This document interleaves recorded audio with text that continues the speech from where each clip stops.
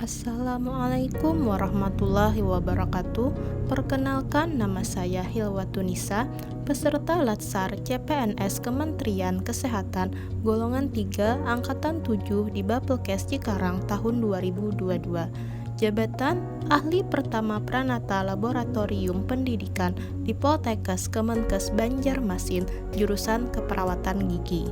Pada video ini saya akan membahas mengenai analisis isu dan gagasan kreatif mewujudkan smart governance. Selamat menyaksikan.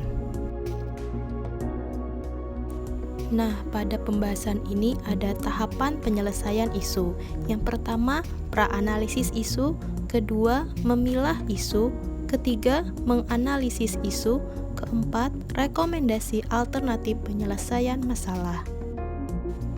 Yang pertama, pra-analisis isu. Di sini kita mengidentifikasi isu-isu yang sedang terjadi.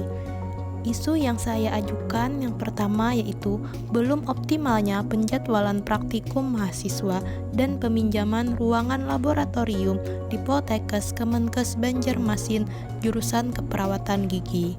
Isu kedua yang saya ajukan yaitu belum optimalnya pengawasan terhadap mahasiswa saat melaksanakan praktikum di laboratorium Poltekkes Kemenkes Banjarmasin jurusan Keperawatan Gigi tahun 2022. Isu yang ketiga yaitu belum terpenuhinya sejumlah alat dan bahan sesuai standar laboratorium di Poltekkes Kemenkes Banjarmasin jurusan Keperawatan Gigi tahun 2022. Isu yang pertama yaitu belum optimalnya penjadwalan praktikum mahasiswa dan peminjaman ruangan laboratorium di Poltekkes Kemenkes Banjarmasin jurusan Keperawatan Gigi tahun 2022. Fakta yang terjadi di lapangan yaitu penjadwalan praktikum masih menggunakan paper. Kemudian proses peminjaman ruangan laboratorium masih memakai sistem offline atau manual. Yang ketiga, petugas laboratorium memakan waktu yang lama untuk merekap penggunaan laboratorium. Dampak isunya yaitu pertama, laboratorium belum memiliki media digital dalam pengadministrasian. Yang kedua, adanya kemungkinan peminjaman ruangan laboratorium kelompok praktikum secara bersamaan. Yang ketiga, administrasi perekapan peminjaman ruangan laboratorium masih manual. Pihak yang terdampak yaitu dosen pengajar, PLP, dan mahasiswa.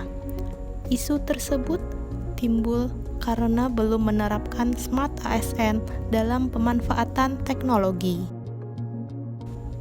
Pada isu yang kedua yaitu belum optimalnya pengawasan terhadap mahasiswa saat melaksanakan praktikum di laboratorium Poltekkes Kemenkes Banjarmasin jurusan Keperawatan Gigi tahun 2022.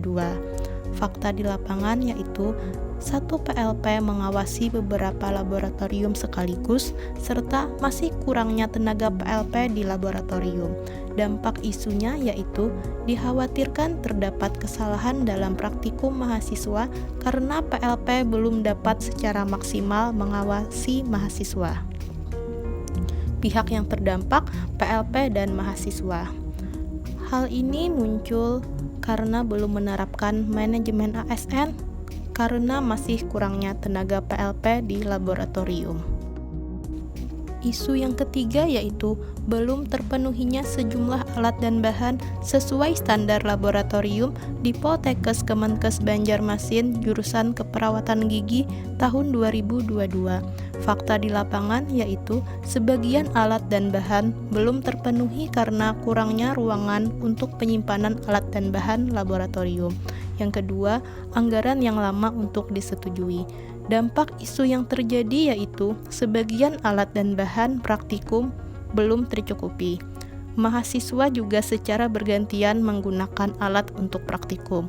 Pihak yang terdampak yaitu mahasiswa, PLP, dan dosen pengajar. Hal ini muncul karena belum menerapkan manajemen ASN karena alat dan bahan praktikum belum terpenuhi. Tahap selanjutnya yaitu memilah isu. Di sini saya menggunakan metode APKL untuk memilah isu. Metode APKL sendiri melihat isu dari aktual, problematik, khalayak, dan layak. Setelah dijumlahkan, dilihat dari isu pertama, isu kedua, dan isu ketiga. Isu pertama mendapatkan jumlah 18, isu kedua mendapatkan jumlah 14, dan isu ketiga mendapatkan jumlah 12. Dari metode APKL ini didapatkan hasil bahwa isu belum optimalnya penjadwalan praktikum mahasiswa dan peminjaman ruangan laboratorium di Poltekkes Kemenkes Banjarmasin jurusan Keperawatan Gigi tahun 2022 memiliki nilai yang paling tinggi sehingga menjadi isu prioritas pertama yang harus diselesaikan terlebih dahulu. Tahapan ketiga yaitu menganalisis isu. Untuk menganalisis isu tersebut, saya menggunakan fishbone diagram untuk menganalisis isunya. Pada fishbone diagram ini, saya menggunakan 4 kategori, yaitu mesin, method, milieu, dan man.